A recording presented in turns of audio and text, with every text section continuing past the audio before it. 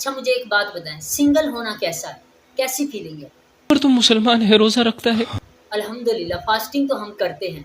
अब मुझे बताओ, तुमने पूरा दिन से पानी नहीं पिया है, तुम्हारे पेट में गुड़ गुड़ भी हो रहा है भूखे मारे, तुम अफ्तारी में बैठते हो, सामने तुम्हारे समोसा पड़ा है, पकोड़ा पड़ा है, जलेबी पड़ा है, जामे शीरी पड़ा है, और तुम उसको हाथ नहीं लगा सकता है, तुमको कैसा लगेगा? ओह, ये तो काफी टच प्लेट फील होता है। बस बिल्कुल ऐसा ही हालत है हमारा भी यूनिवर्सिटी में।